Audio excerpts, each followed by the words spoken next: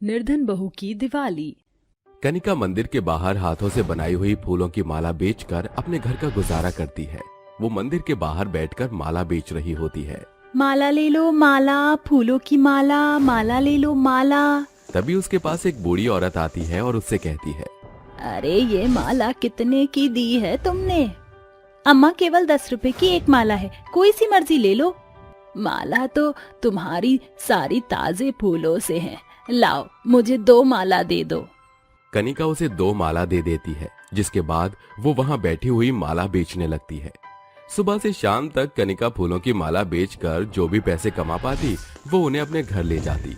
कनिका के माता पिता अपाहिज थे और वो बहुत गरीब होते हैं।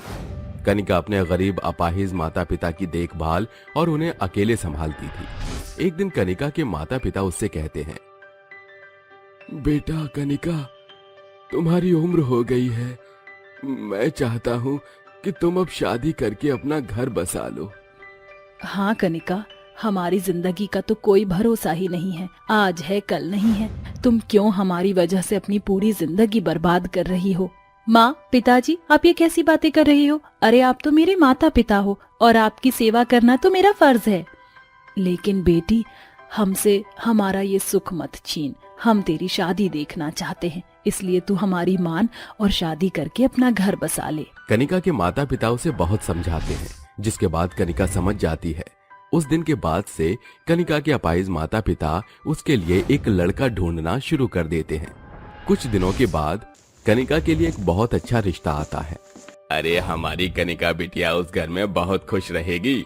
और तुम्हें पता है, लड़के का नाम विवेक है और वो खुद का काम करता है, बहुत बड़ी कंपनी का मालिक है। ठीक है पंडित जी, लेकिन हम शादी तो कर सकते हैं, हम अपनी बेटी की शादी में दहेज नहीं दे सकते। अरे इन सब की चिंता क्यों करते हो, मैं हूं ना। और वैसे भी वो लोग पहले ही इतने अमीर हैं, उन्हें दहेज की कोई जरूरत नहीं। तो फिर ठीक है, हमारी तरफ से रिश्ता पक्का है, आप हमारी उन लोगों से बात करवा दीजिए। कुछ ही दिनों में कनिका के माता पिता उसकी शादी विवेक से करवाकर उसे विवेक के साथ विदा कर देते हैं। जिसके बाद कनिका विवेक के घर जाकर उसके घर की सारी जिम्मेदारियों को अच्छे से संभाल लेती है। अब कनिका की जिंदगी में सब कुछ बिल्कुल बढ़िया चल रहा था, लेकिन अचानक से एक रात के 3 बजे घर के फोन पर किसी का कॉल आता है। विवेक नींद से उठता है और फोन उठाकर कहता है, हेलो। दूसरी तरफ से विवेक की कंपनी का सिक्योरिटी गार्ड बहुत ही घबराई हुई आवाज से कहता है, साहब साहब साहब, अनर्थ हो गया, जल्दी से कंपनी आ जाइए, कंपनी में आग लग गई है साहब, जल्दी से आ जाइए। ये सुनते ही विवेक के पैरों तले जमीन खिसक जाती है और वो हड़बड़ाते हुए उठता है। वो तुरंत अपनी कार में बैठकर अपनी कंपनी पहुंच जाता है, जहां वो देखता है कि उसकी कंपनी का कोना कोना जलकर राख हो जाता है। हे भगवान, ये सब क्या हो गया? अब मैं क्या करूंगा? वैसे भी इस कंपनी को चलाने के लिए मैंने पता नहीं कितना सारा कर्जा उठा लिया था, मार्केट वाले तो मेरा जीना हराम कर देंगे। बेचारा विवेक जलती हुई कंपनी के आगे बैठकर फूट फूट कर रोने लगता है। अरे अब मैं क्या करूं? ऊपर से दिवाली आने वाली थी, इस दिवाली के चलते मैंने इतना कर्ज उठा लिया है कि अब मैं उसका भुगतान कभी नहीं कर पाऊंगा। उसे ऐसा लगता है जैसे उसकी जिंदगी बिल्कुल तबाह हो चुकी है। अगले ही दिन विवेक ने उससे भी कर्जा लिया था। वो सभी उसकी कंपनी की खबर सुनने के बाद उसके घर अपना कर्जा लेने के लिए पहुंच जाते हैं। ओ भाई साहब, मेरे 2 लाख रुपए आप कब तक दे देंगे?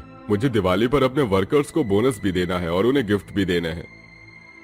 देखो भाई साहब, हमने जितना पैसा दिया था आपने पूरा पैसा अपनी कंपनी पर लगा दिया, लेकिन आपकी कंपनी तो जलकर राख हो गई है। अब बताओ क्या करोगे? हमारा पैसा किस तरह चुकाओगे? विवेक को कुछ समझ नहीं आ रहा होता है, जिसके बाद उसे अपना आलीशान घर देखता है। वो उसे बेचकर लोगों का कर्जा चुका देता है, जिसके बाद विवेक एक छोटे से किराए के घर में रहने लगता है। कनिका, मुझे माफ कर दो, एक ही रात में मेरी जिंदगी अर्श से फर्श पर आ गई है। मैं नहीं जानता था कि मेरे साथ कभी ऐसा हो जाएगा, लेकिन तुम चिंता मत करो, मैं कहीं ना कहीं नौकरी करूंगा और हमारे हालातों को फिर से ठीक करूंगा। ऐसा कहकर विवेक कई जगह नौकरी ढूंढता है, लेकिन उसे कहीं भी नौकरी नहीं मिलती और हर जगह उसको एक ही जवाब मिलता है, देखिए सर, आपको अपनी कंपनी में नहीं रख सकते क्योंकि आप एक्स्ट्रा एक्सपीरियंस्ड हो और हमारी कंपनी आपको अफोर्ड नहीं कर सकती। हर जगह से निराश होने के बाद वो घर लौट आता है। देखिए, आप परेशान मत होइए, सब कुछ ठीक हो जाएगा, भगवान पर भरोसा रखिए। विवेक के हालात दिन प्रतिदिन बहुत ज्यादा बिगड़ने लगते हैं। अब तो घर में खाने के लिए कुछ भी नहीं बचता, जिसकी वजह से वो दोनों दिन भर भूखे रहते हैं। जिसके बाद कनिका फिर से माला और दिए बनाने का काम शुरू कर देती है। देखिए, कोई काम छोटा या बड़ा नहीं होता। जब तक आपकी कहीं नौकरी नहीं लग जाती तब तक मैं फूल और माला और साथ में दिवाली के दिए बेचकर घर चलाने की कोशिश करूंगी। और वैसे भी आप तो जानते ही हो, दिवाली का समय आने वाला है। इस समय लोग फूल और दिए जरूर खरीदते हैं। ठीक है कनिका, अगर तुम ऐसा करना चाहती हो तो तुम कर लो। कनिका फूल, माला और दिए बेचना शुरू कर देती है, जिससे वो अपने रोजाना का घर का खर्चा निकाल पाती। ऐसे ही कुछ दिन बीत जाते हैं। अरे, ये तो बहुत परेशान है। इनकी नौकरी भी तो कहीं लग नहीं रही, ऊपर से दिवाली आने वाली है। एक काम करती हूँ, मैं थोड़ा काम बढ़ा लेती हूँ ताकि पैसे थोड़े से सही से आ जाएं। कनिका दिन रात काम करती है। रात को देर देर तक फूलों की माला बनाती और साथ में दिए सजाकर बेचना शुरू करती है।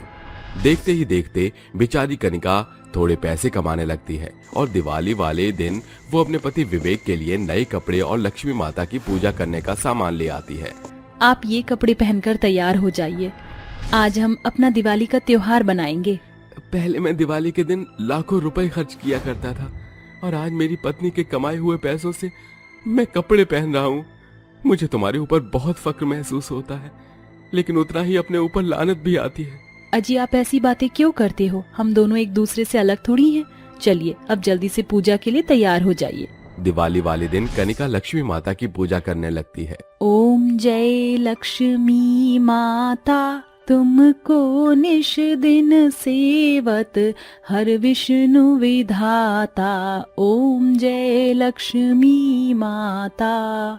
माता की आरती उतारकर कनिका कहती है, हे लक्ष्मी माता, तुम तो हमेशा अपने भक्तों का साथ देती हो, लेकिन आज तुम हमारा साथ क्यों नहीं दे रही हो? आखिर कब तक हम इस तरह गरीबी हालत में जूझते रहेंगे? हमारा बेड़ा पार करो माँ, हमारा बेड़ा पार करो। कनिका के इतना कहते ही विवेक को एक कॉल आती है। देखो विवेक, मैं तुम्हारी मेहनत और लगन के बारे में बहुत अच्छे से जानता हूँ। तुमने जो प्रोजेक्ट बनाया है मुझे वो बहुत पसंद आया है। क्या तुम उस प्रोजेक्ट पर मेरे साथ काम करना चाहोगे? हाँ हाँ, क्यों नहीं। इस प्रोजेक्ट पर मैंने इतने दिनों काम किया है। आखिर मुझे इस प्रोजेक्ट पर काम करने के लिए अगर आपका साथ मिलेगा तो मैं इस प्रोजेक्ट को आपके साथ जरूर बनाऊंगा। दिवाली के दिन विवेक को उसके करियर की दोबारा शुरुआत का पहला कदम मिल जाता है, जिसके बाद वो इस प्रोजेक्ट को बनाने में प्रवीण दिवाकर के साथ खूब मेहनत करता है। कुछ दिनों में उनका प्रोजेक्ट सबसे अच्छा और बेस्ट जाता है, जिसके चलते विवेक पहले की तरह कमाना शुरू कर देता है। देखते ही देखते उनके सभी दुख खत्म हो जाते हैं और अब कनिका और विवेक एक साथ खुशी खुशी रहने लगते हैं। अचार वाली सास बहू। अचार ले लो, अचार। नींबू, मिर्ची, गाजर, अदरक, कैरी का खट्टा मीठा अचार ले लो। अरे दुलारी काकी, जरा मुझको भी 1 किलो नींबू और आधी किलो आम का अचार बांध देना। पिछले हफ्ते ही तो तूने 1.5 किलो अचार खरीदा था। वो तो कब का सफाचट हो गया। आपकी हाथ का बना अचार इतना ज्यादा चटपटा होता है कि मुंह से नहीं छूटता। दाल सब्जी भी आपके हाथों के बने अचार के सामने फीका लगता है। चटकपुर गांव में रहने वाली दुलारी अपने 15 साल के बेटे मंजीत के साथ रहती थी। वो अपने हाथों से तरह तरह के अचार बनाकर गांव-गांव में बेचा करती थी। सभी को उसका अचार बड़ा भाता था। अचार की बिक्री से मिले पैसों से उसका घर चल रहा था। माँ, मैं मैट्रिक की परीक्षा में अव्वल आया हूँ। ये तो बड़ी खुशी की बात है। दुलारी हर दिन गांव में सबसे पहले उठकर अचार का मसाला तैयार करती और कड़ी धूप में पसीना बहाकर उन अचार को सुखाकर बेचा करती थी। थोड़े ही पैसे कम पड़ रहे हैं। आज इस अचार को बेचकर वो भी पूरे हो जाएंगे। अचार बेचकर कमाए हुए पैसे जोड़ बटोर कर दुलारी अपने बेटे को आगे की पढ़ाई के लिए शहर भेजती है। बेटा, ये अचार तुझे शहर में हर दिन तेरी माँ की याद दिलाएगा। मंजीत माँ के हाथों का बना अचार लेकर शहर आ जाता है और पढ़ाई पूरी होते ही उसको मल्टीनेशनल कंपनी में अच्छी नौकरी मिल जाती है। उसी दफ्तर में अंजलि नाम की एक खूबसूरत लड़की काम करती थी। कुछ ही दिनों में दोनों गहरे दोस्त बन गए और एक रोज कहने लगे, अंजलि, वो वो वो मैं तुम्हें पसंद करने लगा हूँ। मैं तुमसे प्यार करती हूँ और शादी भी करना चाहती हूँ। मैं कल ही तुम्हारे पापा से तुम्हारा हाथ मांग लूंगा। अगले दिन मंजीत अंजलि के घर आकर कहता है, विक्रम अंकल, मैं आपसे अपनी और अंजलि की शादी की बात करने आया हूं। क्या कहा तूने? शादी? और मेरी बेटी से? तेरी औकात तो मेरे घर में नौकर बनने की भी नहीं और दामाद बनने के ख्वाब देख रहा है। बट डैडी, मंजीत में कमी क्या है? ये भूखे नंगे गरीब अमीरों की लड़कियों को फंसाकर उन्हें लूटने का धंधा करते हैं। तुम्हें तो यहाँ तक भी नहीं पता कि ये एक अचार बेचने वाली का बेटा है। डैडी, कोई भी काम छोटा बड़ा नहीं होता, बस आप जैसे ऊंचे लोगों की सोच उन्हें नीचा समझती है। अंजलि अपने पिता के खिलाफ जाकर मंजीत से शादी रचा लेती है और दोनों खुशी से एक साथ रहने लगते हैं। एक दिन मंजीत कहता है, इन अचार को खाकर माँ की बड़ी याद आ रही है। तभी अचानक मंजीत के फोन पर उसकी माँ का फोन आता है और वो रोते हुए कहती है, शहर जाकर तू तो अपनी माँ को भूल ही गया बेटा। माँ, आपके लिए खुशखबरी है, मेरी नौकरी लग गई है, मैं बहुत जल्द गांव आऊंगा। ऐसा कहकर वो फोन रख देता है और अंजलि कहती है, आपने सासू माँ को हमारी शादी के बारे में क्यों नहीं बताया? हम चलकर माँ को खुद ही ये सच बताएंगे। दोनों अगले ही दिन कार से गांव आ जाते हैं, जहां मंजीत को कार से उतरता देख दुलारी कहती है, कितना काबिल बन गया मेरी आंखों का तारा। तभी अचानक कार का दूसरा दरवाजा खुलता है और अंजलि बाहर निकलती है। फिर दुलारी कहती है, ये लड़की कौन है? कहीं मेरे बेटे ने शहर जाकर घर तो नहीं बसा लिया? फिर मंजीत अपनी माँ के पांव छूकर कहता है, प्रणाम माँ। जुग जुग जी बेटा। ये लड़की कौन है? माँ, ये तुम्हारी बहू है। ये सुनकर दुलारी के पैरों तले जमीन खिसक जाती है और वो बिना कोई जवाब दिए घर के अंदर चली जाती है। तभी अंजलि कहती है, लगता है सासू माँ हमारी शादी से नाराज है। दुलारी फूट फूट कर रो रही होती है। तभी अंजलि कहती है, सासू माँ, हमारा इरादा आपको चोट पहुँचाना नहीं था। ईश्वर जो करता है भला ही करता है। रात में तीनों खाने बैठते हैं। तब दुलारी कहती है, बहू, आज तू अपनी सास के हाथ का अचार खा। सासू माँ, आपके हाथों में तो जादू है। इतना स्वादिष्ट अचार मैंने आज से पहले कभी नहीं खाया। एक अचार और मिलेगा क्या? ये ले, जितना चटकारा लगाना है लगा ले। वक्त गुजरने के साथ मंजीत की नौकरी चली जाती है और उन पर दुखों का पहाड़ टूट पड़ता है। ये देख अंजलि कहती है, माँ जी, घर की हालात बिगड़ती जा रही हैं। मंजीत की नौकरी भी अब नहीं रही। हमें घर चलाने के लिए कुछ तो करना होगा। बहू, जिंदगी भर मैंने अचार बेचकर मंजीत को पढ़ाया लिखाया काबिल बनाया है, लेकिन अब मेरे हाथों में एक भी फूटी कौड़ी नहीं बची। अंजलि अपने हाथों का कंगन निकाल कर कहती है, सासू माँ, इन कंगनों को बेचकर कुछ पैसे तो आ ही जाएंगे। लेकिन बहू, ये घर अब मेरा भी घर है। दुलारी बहू के कंगन को सुनार के हाथों बेचकर मिले हुए पैसों से अचार बनाने का कारोबार एक बार फिर शुरू कर दी है और दोनों दिन भर की मेहनत के बाद अचार तैयार करके एक साथ गांव के हाट में उन्हें बेचते हैं। जब पहले दिन ही हमें अचार से इतना मुनाफा हुआ, तो फिर क्यों ना अब हम अचार बनाकर दुकानों पर भी बेचें। इससे दो पैसे और बढ़ चढ़ कर आएंगे।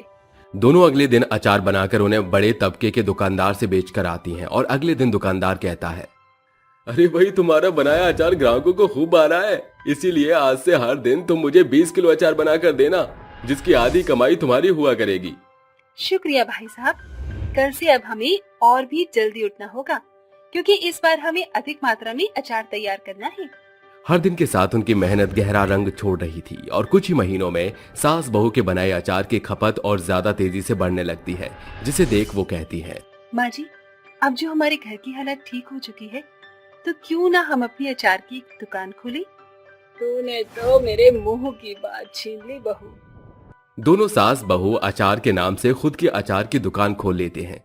शुरुआत में उनके अचार की दुकान खूब अच्छी चलती है, पर फिर धीरे धीरे उनकी दुकान ठप पड़ने लगती है, जिसे देख दुलारी कहती है, हमारे अचार की बिक्री घटती क्यों जा रही है? हम घाटे की तरफ बढ़ रहे हैं। माँ जी, एक दुकानदार को घाटा और मुनाफा दोनों झेलना पड़ता है। बहू, क्यों ना हम अपने बनाए अचार को बाजार भाव से थोड़े से सस्ते दामों पर बेचें। ये ठीक रहेगा, क्योंकि हर ग्राहक उस दुकान की ओर आकर्षित होता है जहां कम दाम में अधिक और अच्छा सामान मिले। सास बहू की ये तरकीब काफी उन्हें अच्छा फल देती है। अचार खरीदने वाले सभी लोग बाकी दुकान छोड़कर उन्हीं की दुकान पर भीड़ लगाकर अचार खरीदा करते थे और तारीफ करके कहते हैं, आप दोनों सास बहू की जोड़ी ने तो बवाल मचा दिया है पूरे बाजार में। आप दोनों सास बहू की जोड़ी ने तो बवाल मचा दिया है पूरे बाजार में। अरे आज तक हमने सिर्फ सास बहू के रिश्ते में खटास देखी थी। ये सास बहू की पहली जोड़ी है जो भरपूर प्यार के साथ खट्टा मीठा अचार बनाती है, वो भी एकदम लाजवाब। भाई, आप दोनों के बनाए अचार में घर जैसा स्वाद है। सभी के फीडबैक के लिए बहुत बहुत शुक्रिया। देखते ही देखते उनकी अचार की दुकान तरक्की के शिखर पर पहुंच गई और जगह जगह अब उनके अचार के चर्चे मशहूर होने लगे। इतना ही नहीं, सास बहू के अचार को अब शादी ब्याह जैसे फंक्शन में भी अपने अचार के जलवे बिखेरने को मिलने लगे। दोस्तों, सास बहू की इस जोड़ी से हमें ये सीख मिलती है कि अगर हौसले बुलंद हों तो तरक्की खुद ही हमारे कदम चूमती है। दो बहुओं में गाय का बंटवारा। गौशाला में खूंटे से बंधी धन्नो जोर शोर से गुहार लगा रही होती है। अरे धन्नो, तेरा ही चारा बना रही थी, ले पेट भर खा। गाय का चारा खत्म करते ही सरोजा उसका दूध दोहकर डोलची में भरकर सभी के घर पहुंचाती है। सरोजा अपने दो बेटे गोपाल और माधव के संग फतेहपुर गांव में रहती थी। उसके पास एक गाय थी जो उसे प्रतिदिन खूब सारा दूध दिया करती थी। गांव के तमाम निवासी उसी से दूध खरीदा करते थे। गांव वालों के प्रति उनका व्यवहार बेहद मिलनसार था। दोनों भाई हर सवेरे अपने गाय को चराने के लिए ले जाया करते थे। अरे क्या बात है, आज भोर सबेर ही राम लखन धन्नो को चरावे जावत है। आगे बढ़ते ही उन्हें सरपंच नजर आता है, जिसे देख धन्नो गुहार लगाती हुई पगुराई करती उसे चाटने लगती है। हाँ धन्नो, ये ले, चूल्हे की पहली रोटी तुम्हारी खातिर। एक सांझ सरपंच दोनों भाइयों का उल्हाना लिए सरोजा के घर आता है। अरे सरोजा भौजाई, सुनती हो, कहाँ हो? अरे भाई साहब, आप सब कुशल मंगल तो है? आपके ये दोनों अनमोल रतन दिन भर गांव की जमीन रौंदते रहते हैं। अब इनके पैरों में बेड़ियां डालो, तभी इनके पांव घर में टिकेंगे। आपकी नजर में कोई संस्कारी सुशील लड़की हो तो बताइए, जो मेरे इन सपूतों के साथ मेरी गाय धन्नो का भी भली भांति देख रेख करे। अगर कोई गुड़ी लड़की मिले तो चटमंगनी पटव्याह रचा दूं। सरपंच कायरा और मधुरिमा नाम की दो अलग मिजाज की लड़कियों का रिश्ता बताकर कहता है। अरे जिनके नयन नक्श इतने मनमोहक और रूप में इतना निखार है, उनका व्यवहार कितना मिलनसार होगा ना भौजाई। सरोजा हामी भरकर बड़े ही धूमधाम के संग अपने बेटों की शादी कराकर दो बहू घर लाती है। आज से तुम दोनों मेरे घर की लक्ष्मी हो। बहू होने के नाते आज से इस घर बार की जिम्मेदारी तुम्हारे कंधे पर है। तुम्हें ना सिर्फ मेरे बेटे बल्कि मेरी गाय की भली तरह देख रेख करनी होगी, क्योंकि मेरा घर उसी के आसरे टिका हुआ है। दोनों बहुएं तड़के भोर उठकर गौशाला में आती, जहाँ चारों ओर मक्खियाँ भिनभिनाता देख कायरा नाक सिकोड़कर कहती है, ईयू, ची, उफ, ये गोबर की बदबू, मेरा तो सर चकरा रहा है, ये मुझसे ना होगा। गौशाला की सफाई मैं कर देती हूँ, तुम जाकर घर साफ करो।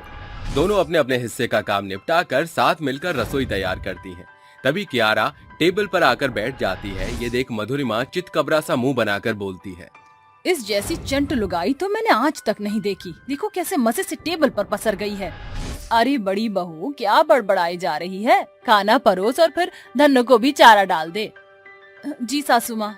मधुरिमा मन ही मन अपनी देवरानी से कुड़ते हुए बेमन से खाना परोसकर पैर पटकते हुए गौशाला में चल देती है। अरे इस गाय की गोबर चारा करने की अकेले जिम्मेदारी मुझे ही क्यों? इसके दूध से बना मक्खन मलाई तो सभी हजम करते हैं और मेहनत मैं अकेले करूं।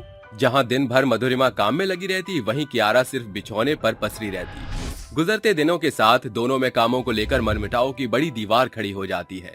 एक सवेरे गुस्से में बौखलाई मधुरिमा बर्फीली पानी का जग कियारा के मुंह पर उड़ेल कर कहती है, पलंग तोड़ने की परंपरा यहीं समाप्त हुई। जाओ और जाकर धन्नो का गोबर चारा करो, समझी? क्या मैं और जानवर की पोटी साफ करूं? ये जमादारों वाले काम ना तुम पर ही जचते हैं।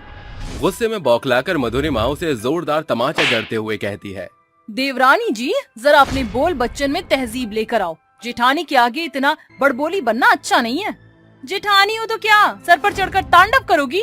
दोनों में गाय को लेकर तंगड़ी भिड़ंत छिड़ने के संग वो चूहे बिल्ली की तरह झगड़ने लगती हैं। शोरगुल सुनकर सभी वहाँ दौड़े चले आते हैं। अरे मंद बुद्धियों, थम जाओ, ये मेरा घर है, महाभारत का मैदान नहीं जो मार काट करने पर तुली हो। सासू माँ, आप बीच में मत पड़िए, आज मैं जेठानी जी को निपटा ही डालूंगी। हाथ तो लगा कर दिखा, ऐसे झन्नाटेदार कंटाप लगाऊंगी कि बत्तीसी बाहर आ जाएगी।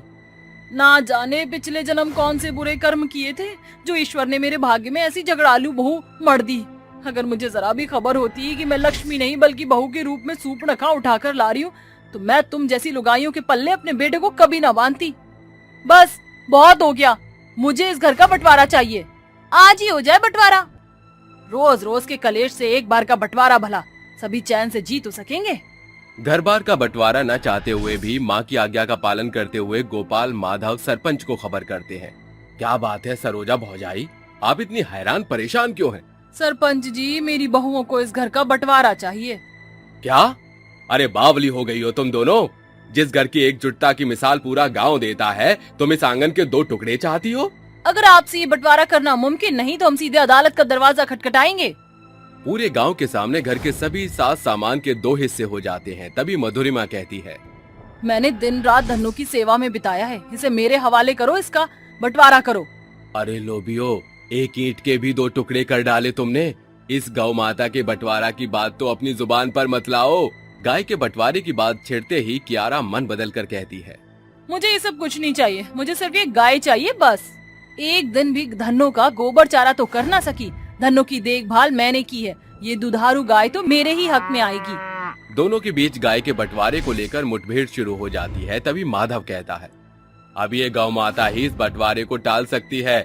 इस गाय का बंटवारा एक ही शर्त पर होगा, अगले 1 महीने तक तुम दोनों में से जो भी इस गाय की भली तरह से देखभाल करेगा, ये गाय उसकी होगी। दोनों बहुएं अगली भोर गौशाला में हाजिर होती हैं, जहां गोपाल कहता है, कियारा, तुम्हें आज धन्नो का गोबर उठाकर पूरे गौशाला को अच्छे से चमकाना है। ये किस दलदल में फंस गई? अगर मना किया तो ये चट जेठानी दूध का भंडार देने वाली गाय को मुझसे छीन लेगी। अरे किस सोच में डूब गई? कुछ नहीं, मैं करूँगी। कियारा मुंह सड़ाकर गोबर साफ करती थी। तभी गाय पूंछ उठाकर दोबारा से गोबर करती हुई मिमियाती है, अरे ये जानवर ही की दुश्मन फिर से मेरा काम बढ़ा दिया। शर्त के मुताबिक शाम होते ही मधुरिमा बाल्टी लेकर गौशाला में आती है। आज से पहले कभी दूध तो निकाला नहीं, लेकिन कल को जब तू मेरे हिस्से आएगी तो मुझे ही सब कुछ करना होगा। मधुरिमा गाय को सहलाकर जैसे ही उसके थन को हाथ लगाती है, गाय सींग उठाकर उसे जोरदार दुलत्ती मारती है। आई माँ, अरे तू गाय है की कसाई, एहसान फरामोश, तुझे चारा खिलाया, तेरा बदबूदार गोबर उठाया और तूने मुझे ही सूट डाला। दोनों के लाख कोशिश के बाद भी गाय न उनके हाथों चारा खाती, न उन्हें अपना दूध निकालने देती, जिसे देख दोनों अंत में हार मानकर कहती हैं, मुझे इस गाय का बंटवारा नहीं चाहिए। हाँ, मुझे भी गाय नहीं चाहिए। क्यों? अभी तो 1 सप्ताह भी नहीं गुजरा और तुम हार गई? अरे जानवर ना बड़े भोले होते हैं, लेकिन वो बुरी मनसा को एक झटके से भाप जाते हैं। अरे जब एक बेजुबान जानवर तुम्हारे बीच के अलगाव को महसूस कर सकते हैं तो तुम क्यों नहीं? परिवार एक घने पेड़ के जैसा होता है जिसकी डालियां परिवार के सदस्य हैं, लेकिन अगर उनमें फूट की लहर उठने लगी तो वो डालियां टूट जाती हैं। पतियों की फटकार दोनों लालची बहुओं को अपने किए पर बेहद पछतावा का एहसास दिलाती है। अब मुझे इस गाय का बंटवारा नहीं चाहिए। लालच में आकर मेरे ही अकल पर पत्थर पड़ गए थे, जो मैंने घर बार यहाँ तक कि गौ माता के बंटवारे की बात अपने मन के भीतर आने दी। जो हुआ उसे भूलकर आज से एक नई शुरुआत करते हैं। इस तरह दोनों बहुओं के बीच एक मत स्थापित होता है, जिसके बाद सभी बिना किसी कलेश के हंसी खुशी रहने लगती हैं। जुए वाली सास बहू। मधुपुर गांव में ज्योति और भागेश्वरी नाम की 2 सास बहू रहा करती थी। जेठ की भीषण गर्मी समाप्त होने के साथ मानसून का महीना दस्तक देता है। उसी बीच पूरा आसमान काले बादलों के आगोश में आ जाता है। जोर शोर से हवाएं चलने लगती हैं, जिसे देख भागेश्वरी कहती है, अरे बहू सुनती है? अरे ओ ज्योति बहू, अरे ओ मेरी बहरी बहू रानी, जिंदा है कि निपट गई? सास की बोली सुनकर ज्योति झटपट उसके पास आकर कहती है, आपने मुझे पुकारा क्या सासू माँ? अरे है मेरी आलसन बहू, बरसात की बूंदें बरसने वाली हैं, जरा अपने पैरों को तकल्लुफ दे और छत पर सूख रहे कपड़ों को उठा ला। ज्योति कपड़े उठाकर नीचे आ जाती है। तभी बरसात की बूंदें जमीन पर टप टप गिरने लगती हैं। माँ जी देखिए, मेरी सखी बरसात की बेला बनकर आई है, सावन की पहली बारिश है, आज तो मैं मोरनी बनकर नाचूंगी। ज्योति बरसात की बूंदों में भीगने लगती है। तभी बरसात की फुहार देखकर भागेश्वरी का मन भी ललच उठता है। अरे बरसात की बूंदों के साथ मेरा जिया भी कलरव कर रहा है, क्यों ना मैं भी धिन धिना कर ही लूं। दोनों सास बहू बरसात के छूटने तक लगातार बारिश की बूंदों के मजे लूटती हैं। वो सर से पांव तक सराबोर हो जाती हैं, मगर किसे खबर थी कि उनका ये कुछ पलों का मजा सजा बनने वाला है। अरे बहू छूट गई, चल बरसात छूट गई। दोनों भीतर आकर हाथ पांव सुखाकर बैठ जाती हैं। कुछ घंटों बाद ज्योति सर खुजाते हुए अपनी सास के पास आती है। बहू क्या बात है, पिछले 2 घंटों से देख रही हूँ तेरी उंगलियाँ तेरे बालों की शोभा बढ़ाए जा रही हैं। जुए तो नहीं पाल लिए तूने? मेरी छोड़ी सासू जी, और ये बताइए कि आपकी उंगलियाँ आपके बालों में कौन सा मृत्युंजय जाप कर रही हैं? दोनों सास बहू एक दूसरे को निहारते हुए चुप्पी साध लेती हैं, जिसके बाद ज्योति रसोई घर के कामों में निपटने लगती है। कुछ ही पलों में दोनों ही पति घर पर आ धमकते हैं। सभी साथ मिलकर खाना खाते हैं, मगर दोनों सास बहुओं के हाथ अभी भी सर की ही शोभा बढ़ाए जा रही, जिसे देखकर घर के मुखिया हरि प्रसाद कहते हैं, अरे क्या बात है, दोनों सास बहू के बीच खाज खुजली की प्रतियोगिता चल रही है क्या? पिछले आधे घंटे से बालों में ही उलझी पड़ी हो। ऐसा सुनकर दोनों सास बहू बालों की खुजली को नजरअंदाज करके हाथ साफ करके खाने में जुट जाती हैं और फिर कमरे में सोने चल देती हैं। तभी बरसात के चलते ज्योति के बालों में पड़े जुए रौनक के बालों तक की दूरी तय कर जाते हैं और सवेरे रौनक सर खुजाकर कहता है, समझ नहीं आ रहा कि ये अचानक से मेरे बालों में खुजली क्यों होने लगी। तभी एकाएक रौनक की नजर ज्योति के बालों के ऊपर चलने वाले जुए की फौज पर जाती है, जिसे देखकर वो गुस्से में बिलबिला कर कहता है, तो कल रात की सौगात में तुमने अपने बालों के खूनी पहरुए भेजकर मेरे केशवपुरम में धावा बोला है। रौनक पहेलियां क्यों बुझा रहे हो? एक तो वैसे ही मेरे बालों में इतनी खुजलाहट हो रही है। उसी पल ज्योति के बालों में पड़ी जुएं उसके नाखूनों में फंसकर निकल आते हैं, जिसे देखकर वो हकलाते हुए कहती है, जुए? तुम्हारे बालों में पड़े इन जानलेवा जुओं ने सवेरे से मेरी जान खा रखी है। कहाँ से पाल लिए हैं अपने इन भाई बंधुओं को? जुए को लेकर दोनों के बीच तू मैं होने लगती है। तभी बगल के कमरे से हरि प्रसाद के चिल्लाने की आवाज सुनकर दोनों वहाँ दौड़ते हैं। अरे सासू माँ, ये आपने सुबह सवेरे चंडी का रूप क्यों धारण कर लिया? तो मैं तो सिर्फ इसी की पड़ी है, मैं जो इसकी बला से उजड़ा चमन बना फिर रहा हूँ उसका क्या? अरे जुएं पड़ गई हैं इसके बालों में, और कल रात भगवान ने मेरे बालों में भी अपने सिर की शिकारी जुएं भेज दिए हैं। अरे तुम कहना क्या चाहते हो? यही कि पहले तो तुम अकेले ही मेरा खून पीती थी, तुम्हारी देन है जो अब तुम्हारी दी जुएं भी मेरा खून चूसेंगी। दोनों सास बहू अपने पतियों को बरसात में भीगने की बात बताती हैं, जिसे सुनकर रौनक कहता है, अरे किसने कहा था आप सास बहू को उस मूसलाधार बारिश में भीगने को? पाल ली ना आफत, अब झेलो इन जुएं को। सास बहू के जुए से जूझकर दोनों काम पर रवाना हो जाते हैं और सांझ को जब वो घर लौटते हैं तो अलग ही नजारा देखने को मिलता है। रौनक जी, बाबूजी, ये आप दोनों ने अपने बाल क्यों कटवा लिए? तो क्या तुम दोनों सास बहू की तरह बाल में जुए पलकर हलाल हो? फिर सभी मिलकर खाने की टेबल पर बैठ जाते हैं। तभी ज्योति कहती है, बाबूजी, आप तब से एक टक दाल क्यों निहार रहे हैं? दाल को नहीं, उसके भीतर के जीरे को निहार रहा हूँ। कहीं इन जीरे के संग तुम्हारे बाल के कीड़े भी न घुल मिल गए हों। वो क्या है ना, हम शुद्ध शाकाहारी लोग हैं। दोनों के मन में जुए का वहम कुछ इस कदर समा जाता है कि उन्हें जीरे की छौंक में भी सास बहू के जुए ही दिखाई पड़ते हैं। गुजरते दिनों के साथ साथ सास बहू के सिर की जुएं भी तेजी से बढ़ने लगती हैं, जिसके बाद भी वो बरसात में भीगने से नहीं मानती थी। आज जब वो बरसात में भीगी तो उनके सर की जुएं एक ही रात में लाखों की तादाद में पैदा हो गईं। उनके जुए की खबर पूरे गांव देहात में हवा की तरह फैल जाती है। एक सांझ जब दोनों सास बहू बाजार जा रही थी तो गांव की औरतें उनका रास्ता रोक कर कहती हैं, अरे कहाँ चल दी जुए वाली सास बहू की जोड़ी? अरे ज्योति बहू, कैसा लग रहा है बालों में जुए की जनसंख्या पालकर? अरे जुए को भी जीने का अधिकार है। एक बरसात तुम सास बहू के जीवन की काली रात लेकर आई है। अगर बरसात में नहीं नहाई होती तो ये जुए न आई होती। दोनों सास बहू जुए के खात्मे के खातिर अनेकों घरेलू उपाय करती हैं, जैसे कि जुए वाली कंघी से बाल झाड़ना, बाल धोना इत्यादि। 2 दिन बाद, माँ जी, हमारे लाख नुस्खे करने के बाद भी ये जिद्दी जुए सर छोड़कर जाने का नाम नहीं ले रही। उसी पल उनके पति घर आकर उनकी बातें सुन लेते हैं, जहाँ रौनक कहता है, अगर इन जानलेवा जुए से निजात पाना है तो आप दोनों सास बहू को सजनी से गजनी बनना पड़ेगा। हम अपने बाल कभी नहीं कटवाएंगे, चाहे हमें इन जुए को झेलना पड़े। हम अपने बाल कभी नहीं कटवाएंगे, चाहे हमें इन जुए को झेलना पड़े। फिर कुछ दिन और गुजर जाते हैं, जिसके साथ सास बहू के सर के जुएं उनके सर के भीतर गहरे जख्म कर देती हैं, जिसे परेशान सास बहू की रातों की नींद हराम हो जाती है और वो बिलक बिलक कर रोने पीटने लगती हैं। अब हम बाप बेटों को ही मिलकर इन जुओं को भगाना होगा। दोनों एक दवाई की दुकान पर जाकर सास बहू के सर में पड़े जुए का जिक्र बताते हैं, जिसके बाद दुकानदार कहते हैं, ये लीजिए, ये मेडिकल शैम्पू, इसको जुए पड़े व्यक्ति के सिर में लगाकर उन्हें अच्छे से मलकर धोना, जिसके बाद गीले बालों में ही बारीक कंघी की सहायता से जुए को निकालना होगा और आगे जुए से बचने के लिए सिर की सफाई का विशेष ध्यान देना होगा। दोनों जुए मारने के शैम्पू को घर लाकर उनके सर को बखूबी धोकर सभी जुए को चुनकर बाहर निकाल कर उन्हें मार देते हैं। चैन की नींद सोई कई रातें ढल चुकी थी। इन जालिम जुओं ने हम सास बहू के बाल की खाल निकाल दी थी। अरे जल्दी से अब जमीन पर तैनात इन जुओं को खदेड़ दो। शैम्पू की सहायता से इन जुओं का केश निकाला तो हो गया, अब लाइजॉल से इन्हें देश निकाला भी दे दो। ये सुन दोनों सास बहू ठहाके मारकर हंस पड़ती हैं और इस तरह अंत में उन्हें जुए से निजात मिल ही जाती है, जिसके साथ वो बरसात में भीगने की गलती दोबारा फिर कभी नहीं करती।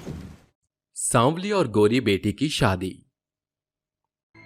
रूपा और बैजनाथ के ब्याह के बाद उन्हें एक बेटी पैदा हुई। उसका काला रंग होने के कारण रूपा नाक सिकोड़ती थी।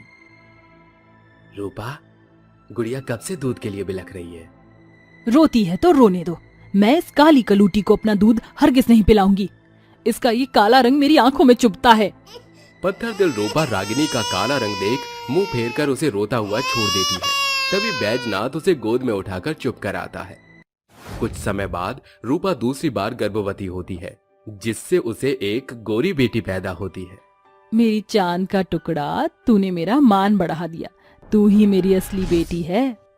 जहाँ एक तरफ रूपा अपनी गोरी बेटी श्वेता को सीने से लगाकर रखती, तो वहीं रागिनी को उसके काले रंग की वजह से दुत्कार दिया करती।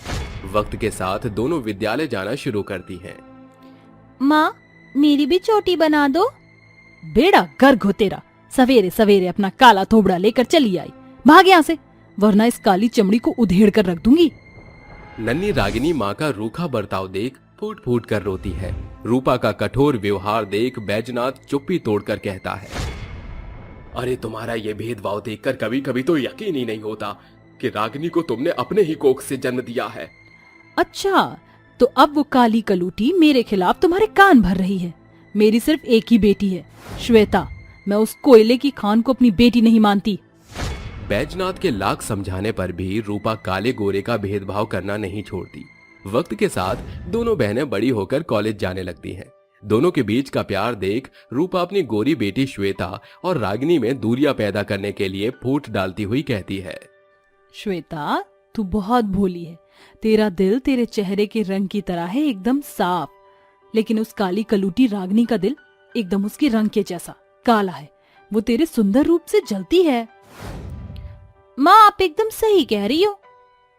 रागिनी श्वेता के पास आकर कहती है, श्वेता, चलो बाजार चलते हैं। श्वेता के मन में उसकी माँ की कही भड़काऊ बातें घर कर जाती हैं और वो रागिनी का हाथ झटक कर कहती है, अपनी ये काली परछाई मुझसे दूर ही रखो। मैं जानती हूँ कि तुम मेरी सुंदरता से जलती हो।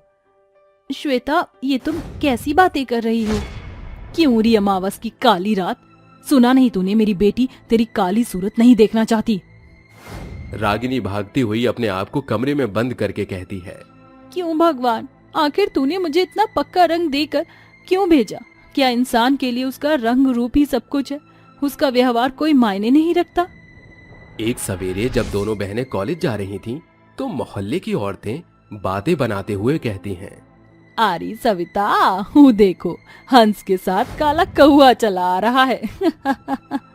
सच कहा भुलवा तूने, एक कोयला है तो एक दूजा चमकता हीरा है, या फिर यूं कहें कि एक दिन का उजाला तो एक रात का अंधेरा। तुम बहन के नाम पर मेरे जीवन में लगा काला धब्बा हो।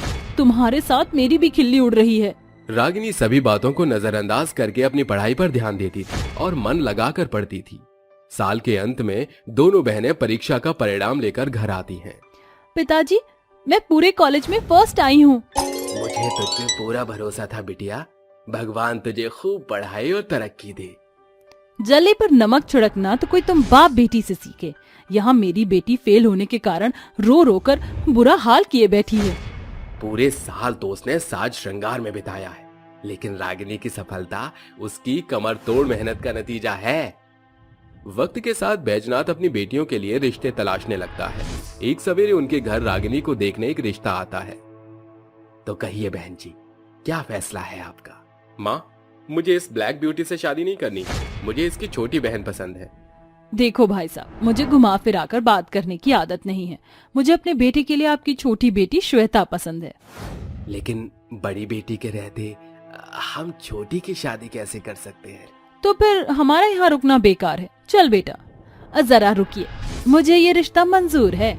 रूपा बैजनाथ का हाथ पकड़कर उसे अलग से ले जाकर कहती है, इतने अच्छे रिश्ते को मैं हाथ से जाने नहीं दूंगी। तुम्हारी काली बेटी के चलते मैं अपनी गोरी बेटी की खुशियाँ क्यों न्यौछावर करूं? उन्होंने सामने से श्वेता को पसंद किया है जब। अरे पत्थर दिल औरत, जरा तो सोच। रागिनी को ये पता चलेगा तो उस बेचारी पर क्या बीतेगी? पिताजी, मुझे इससे कोई आपत्ति नहीं। बड़ी धूमधाम के साथ श्वेता की शादी हो जाती है और वो अपने ससुराल चली जाती है। आज मेरा दिल बाग बाग हो गया, क्योंकि मेरी गोरी बेटी का घर बस गया। करोड़पति घर की बहू बनी है वो। अगले दिन गांव के लोग जमा होकर रागिनी की बातें बनाते हुए कहते हैं, राम राम, न जाने कैसे माई बाप है, बड़ी बेटी के रहते छोटी का ब्याह कर दिए हैं। अरे इनके इस करनी के चलते कल को हमारी बेटियों के लिए भी रिश्ते आने मुश्किल हो जाएंगे। ये सुन रूपा गुस्से से बौखलाई हुई घर आकर कहती है, इस सत्यानाशिनी काले टीके के चलते मुझे गांव समाज की इतनी बातें सुननी पड़ रही हैं। माँ, आपको सिर्फ अपनी और जमाने की पड़ी है, लेकिन मेरा क्या? बचपन से मैं आपके प्यार को तरस रही हूँ। आपकी डांट फटकार को भी आशीर्वाद समझकर चुप रह जाती हूँ कि कभी तो आपका दिल पिघलेगा। आपने मुझे अपनी ही कोख से जन्म दिया है, फिर एक मेरे काले रंग के कारण ऐसा सौतेले से बर्ताव क्यों? रागिनी की कड़वी बातें रूपा को सच का आईना दिखा देती है और रूपा को अपनी गलती पर भारी पछतावा होता है। गुड़िया, मुझे माफ कर दे। जिस उम्र में मुझे तुझे आंचल की छांव में रखना था, मैंने तुझे धूप में बिलखने को छोड़ दिया। माँ, मुझे आपसे कोई गिला नहीं। जब आप पास होकर भी मेरे पास नहीं थी, तब मैंने कॉलेज में डॉक्टरी की पढ़ाई शुरू की थी। पिताजी इस बात से वाकिफ हैं। आज मुझे जाना होगा माँ। रागिनी की जी तोड़ मेहनत से वो शहर के बड़े संजीवनी अस्पताल में डॉक्टर बन जाती है, जहाँ हेड डॉक्टर आलोक उसके दिल में घर कर जाते हैं। मैं जानती हूँ कि मेरा ये लगाव सिर्फ मुझे घाव देगा। आलोक सर इतने सुंदर हैं, मैं तो उनके पैरों की धूल के बराबर भी नहीं। मुझे पीछे हटना होगा। आलोक भी मन ही मन रागिनी को चाहने लगा था, पर दोनों अपने दिल का हाल बताने से डरते थे। तकरीबन 6 महीने बाद रागिनी छुट्टी लेकर घर लौटती है, जहां पूरा गांव उसे लेने स्टेशन आया होता है। आप सबको मेरे आने की खबर किसने दी? मैंने रागिनी। डॉक्टर आलोक, आप यहाँ? बेटिया, इसी खास वजह से तो तुझे गांव बुलाया था। इन्होंने तुझे पसंद किया है। रागिनी एक हल्की सी मुस्कान देकर चुप्पी साध लेती है और सभी गांव वाले वहां आ जाते हैं। रागिनी, मैं तुम्हें पहले दिन से पसंद करता था, पर कहने की हिम्मत नहीं जुटा पाया। क्या तुम मेरी हमसफर बनोगी? आज तक सभी ने मुझे मेरे काले रंग के लिए दुत्कारा, पर आज आपने मेरा मान बढ़ाया है। खुशी के मारे रागिनी की आंखों से आंसू छलक जाते हैं। अब जो संजोग मिल गए हैं तो विवाह में देरी नहीं होनी चाहिए। मेरी बच्ची, शादी का हर दिन ये माँ तेरे लिए यादगार बना देगी। हमने तुझे तेरे काले रंग को लेकर कितना कोसा, पर हम भूल गए थे कि कान्हा भी काले थे। तूने डॉक्टर बनकर इस पूरे गांव का नाम रोशन किया है। अब हमारी बारी है कि हम तेरी शादी का सपना धूमधाम से पूरा करें। सभी जन मिलकर पूरा गांव फूलों और लड़ियों से सजाते हैं। रागिनी दुल्हन के जोड़े में सजी धजी मंडप में आती है, जहां विधि विधान के साथ उसकी शादी आलोक से होती है और इस तरह उसे उसकी हक की खुशियां मिल ही जाती हैं। सांवली और गोरी बेटी की शादी। रूपा और बैजनाथ के ब्याह के बाद उन्हें एक बेटी पैदा हुई। उसका काला रंग होने के कारण रूपा नाक सिकोड़ती थी। रूपा, गुड़िया कब से दूध के लिए बिलख रही है? रोती है तो रोने दो, मैं इस काली कलूटी को अपना दूध हरगिज नहीं पिलाऊंगी। इसका ये काला रंग मेरी आंखों में चुभता है। पत्थर दिल रूपा रागिनी का काला रंग देख मुंह फेर कर उसे रोता हुआ छोड़ देती है। तभी बैजनाथ उसे गोद में उठाकर चुप कर आता है। कुछ समय बाद रूपा दूसरी बार गर्भवती होती है, जिससे उसे एक गोरी बेटी पैदा होती है। मेरी चांद का टुकड़ा, तूने मेरा मान बढ़ा दिया। तू ही मेरी असली बेटी है। जहाँ एक तरफ रूपा अपनी गोरी बेटी श्वेता को सीने